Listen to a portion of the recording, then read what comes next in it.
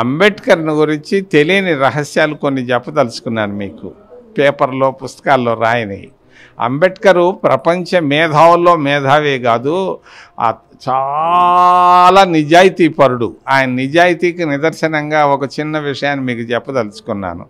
ఆయన న్యాయశాఖ మంత్రిగా జవహర్లాల్ నెహ్రూ క్యాబినెట్లో ఉన్నప్పుడు ఆయన ఇంట్లో లేని సమయంలో మరి ఆయన వల్ల లాభం పొందినటువంటి ఒక ఆయన వచ్చేసి గుడ్డలు ఇచ్చేసిపోయాడు. ఒక ప్యాకెట్ గుడ్డలు, ప్యాకెట్ మిఠాయి పొట్లం ఇచ్చిపోతే మరి అంబేద్కర్ గారు 8 గంటలకు సాయంకాలం వచ్చి స్నానం చేసి మరి డైనింగ్ టేబుల్ పైన కూర్చొని ఉంటే ఆయన అడిగాడు భార్యని, మరి సవితా అంబేద్కర్ని, అది ఏంటి అని అంటే ఆమె చెప్పుకొచ్చింది, గుడ్డలు ఇచ్చిపోయారు, నీ వల్ల లాభం పొందాడంట, మరి మిఠాయి పొట్లాలు ఇచ్చాడంటే ఎంగిల్ చేత్తోనే అంబేద్కర్ లేచి ఆ ప్యాకెట్లని ఇంటి ముందు ఇసిరి కొట్టాడు.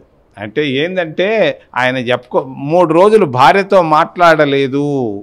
భార్య కాళ్ళు పట్టుకొని నేను చేసిన పాపం ఏంటంటే మనం ఎవరి దగ్గర బహుమానంగా తీసుకోకూడదు అని చెప్పాడు. మరి ఈరోజు పరిస్థితి ఏంది? ప్రతి దగ్గర లంచాలే కదా, ఇసుకలో లంచాలు, మద్యంలో లంచాలు, చివరికి ఇళ్ళు కట్టిస్తున్నారు. పేదవాళ్ళు ఇళ్లల్లో కూడా 35% లంచాలు తీసుకుంటున్నారు. మరి లంచాలు తీసుకునేటువంటి ప్రభుత్వ అధినేతలు అంబేద్కర్ విగ్రహం కట్టించినంత మాత్రాన సోషల్ జస్టిస్ రాదు. మరి వాళ్ళకి ఇవ్వాల్సినటువంటి ఇళ్ళు, వాళ్ళకి ఇవ్వాల్సిన స్కాలర్షిప్లు, వాళ్ళకి ఇవ్వాల్సినటువంటి ఎస్సీ ఫైనాన్స్ కార్పొరేషన్లో లోన్లు, మరి అంతేకాదు మరి వాళ్ళకి కావాల్సినటువంటి ఆదరణ ఇవ్వకుండా సామాజిక న్యాయం అని చెప్పి అక్కడ వేస్తే ఏం ప్రయోజనం, దానివల్ల ఉపయోగం లేదని తెలియజేస్తున్నా. మరి అంబేద్కరు ఆయన భార్యకు ఒక మాట చెప్పాడు చనిపోయే ముందు, 6 నెలల ముందు, ఎక్కడ తల దించవద్దు, ఎక్కడ చేయి దించవద్దు అన్నాడు. మరి ఆ రోజు నా సిఫారసు ప్రకారంగా పివి నరసింహారావు ప్రధానమంత్రిగా ఆమెకి ఇళ్ళు, కారు, తర్వాత ఆమెకి 25,000 హానరేరియం ఇస్తానంటే ఆమె కాదన్నది. ఏమనంటే అంబేద్కర్ గారు నాకు చెప్పి వెళ్ళారు, నేను మాట ఇచ్చాను, నేను కష్టాల్లో ఉన్నా ఆ కష్టాలతో కన్నీళ్లతోనే బ్రతుకుతానే కానీ ప్రభుత్వం దగ్గర ఏమీ తీసుకోనని చెప్పాడు. ఇది అంబేద్కర్ నిజాయితీ, ఆయనకున్నటువంటి ప్రెస్టేజీ, ఆయనకున్నటువంటి గొప్పతనం, ఔదార్యం అటువంటిది ప్రస్తుత నాయకుల్లో, ప్రభుత్వ అధినేతల్లో లేరు. ఊరికే విగ్రహం పెట్టుకోవడం వరకు ఓకే, మేము కాదంటాం లేదు, కానీ ఆ విగ్రహ ఆవిష్కరణ ఎవడో రిక్షా కార్మికుడో పేదోడి చేత చేయించుంటే మేము సంతోషపడి ఉండేవాళ్ళం. అంటే మీ మిత్రుడైన రాజశేఖర రెడ్డి గారి చరిష్మా వైఎస్ షర్మిలతో వస్తుందా ఆంధ్ర రాష్ట్రంలో? నేను ఒక మాట చెప్తాను, చాలామందికి తెలియదు. ఈ 75 సంవత్సరాల స్వతంత్ర భారతదేశంలో ఒకే ఒక నాయకురాలు ఈరోజు పేద ప్రజల గుండెల్లో ఉంది. ఎవరంటే ఇందిరాగాంధీ.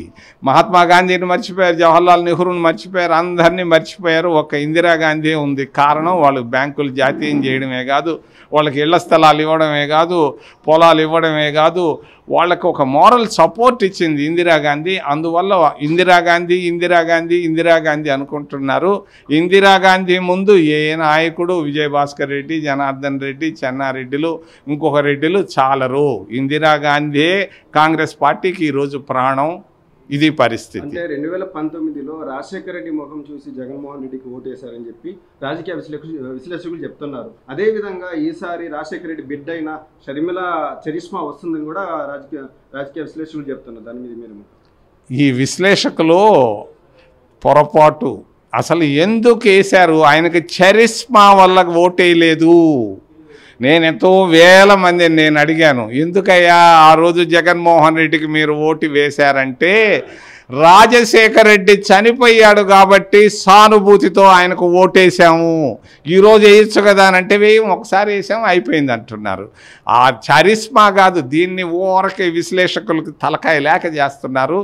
మరి ఒకే ఒక ఏకైక నాయకురాలు ఇందిరాగాంధీ ఒక్కటే ఇండియాలో ఈరోజు నాయకురాలు. ఆమెను గుర్తుపెట్టుకున్నారు. ఊరకే చెప్తుంటారు ఏ సుబ్బారెడ్డికి చరిష్మా ఉంది, మరి రేబాల లక్ష్మీ నరసింహారెడ్డికి చరిష్మా, ఊరికే చెప్పుకోవడం. కానీ చరిష్మా ఉన్న నాయకురాలు ఏకైక నాయకురాలు ఇందిరాగాంధీ. మిగిలిన వాళ్ళంతా చిన్నోళ్ళే. 2024లో కాంగ్రెస్ ఎలా ఉండబోతుంది? 130 అసెంబ్లీ స్థానాల్లో మేము గెలుస్తున్నాం 175కి. 25 లోక్సభ స్థానాల్లో 20 స్థానాలు మేము గెలుస్తున్నాం. జగన్మోహన్ రెడ్డి గారు చెప్తున్నారు మేము ఇచ్చిన సంక్షేమ పథకాల ద్వారా మాకు 175 సీట్లు పక్కా వస్తాయని కూడా చెప్తున్నారు. మీరేమో 132 సీట్లు వస్తాయని మీరు చెప్తున్నారు. ఆయన మాట నమ్ము, నేను వద్దన్నానా? ఆయన పులివెందల్లో కూడా ఓడిపోతాడేమో నా అనుమానం. కారణం ఏంటంటే వైఎస్ వివేకానంద రెడ్డి అని ఒక ఆయన ఉన్నాడు, ఆయన కూతురు సునీత అని ఒక డాక్టర్ ఉంది, ఆమె టికెట్ ఇస్తే పోటీ చేయొచ్చు, ఆయన ఓడిపోవడం ఖాయం. అది ఆయన పరిస్థితి.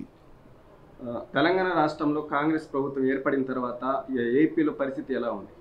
అయ్యా, ఆ బస్సుల్లో మహిళలు తిరుగుతున్నారు, ఆ బస్సుల్లో నుంచి టీవీలో చూపిస్తున్నారు. మీరు అది చూసిన తర్వాత ఇక్కడ మహిళలు కూడా కాంగ్రెస్ పార్టీ వస్తే మేము కూడా ఫ్రీగా బస్సులో తిరగవచ్చు అనుకుంటున్నారు. అంటే తెలంగాణలో కాంగ్రెస్ పార్టీ తెలంగాణ ఇచ్చింది కాబట్టి అక్కడ గెలిచే అవకాశాలు వచ్చాయి, కానీ ఆంధ్ర రాష్ట్రానికి సోనియా గాంధీ ఆ అవకాశాలు లేవు అని కూడా చెప్తున్నారు. ఈరోజు వాళ్ళు గుర్తుపెట్టుకుంటున్నది ధరలు, మందుల ధరలు, మరి పప్పుల ధరలు, బియ్యం ధరలు, మరి అంతేకాదు మరి ఆర్టీసీ బస్ ఛార్జీలు, మరి గుడ్డలు, ఇవి గుర్తున్నాయే. కానీ ఆ విభజన వల్ల ఏ పేదవాడు ఈరోజు ఆలోచించటం లేదు, ఏ నిరుద్యోగి ఆలోచించటం లేదు, ఏ ప్రభుత్వ ఉద్యోగి ఎవరు ఆలోచించటం లేదు. ఎవరో ఒకరిద్దరు ఛానళ్ళు ఆలోచిస్తున్నారు. మేము చెప్పాం కదా, ప్రత్యేక హోదా కాంగ్రెస్ పార్టీ